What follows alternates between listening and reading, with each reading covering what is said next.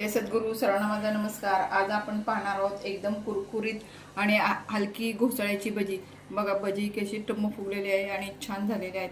कोणतीही पूर्वतयारी न करता आपण ही घोसाळ्याची भजी झटपट करू शकतो। चला आपण घोसाळ्याची भजी करायला सुरुवात करूया।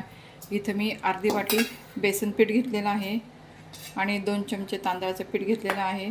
इथे घोसाळे मी बारीक काप करून चिरून घेतलेले आहेत। कोथिंबीर मी चिरून निवडून स्वच्छ धुवून घेतलेली आहे। आता मी बेसन पिठामध्ये हा ओवा आहे ते टाकते। चवीनुसार मीठ, लाल तिखट 2 चमचे टाकते।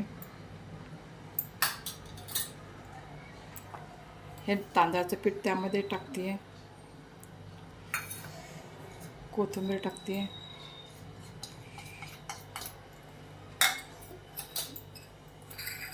थोडीशी हळद टाकते। आपण हे सगळं एकत्र करूया। आपण आता हे सगळं मिक्स करून घेतलेलं आहे। आता थोडं थोडं पाणी घेऊन आपण मळून घेऊया। तांदळाच्या पिठामुळे आपली भजी ही कुरकुरीत होतात म्हणून आपण ते तांदळाचं पीठ त्यामध्ये टाकलेलं आहे।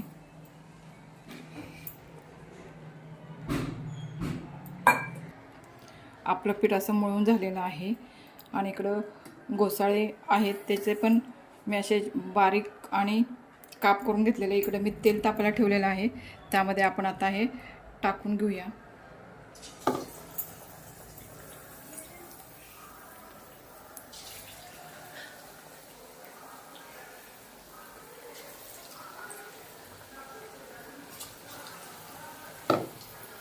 आपली बटाट्याची भजी ही टम्म फुगलेली आहेत आणि आता आपण ते छान सोनेरी कलरवर तळून घेऊया।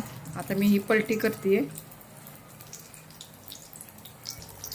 आपली भजी ही तळून झालेली आहे, ती आपण आता काढून घेऊया आणि अशाच प्रकारे राहिलेली सगळी भजी करून घेऊया।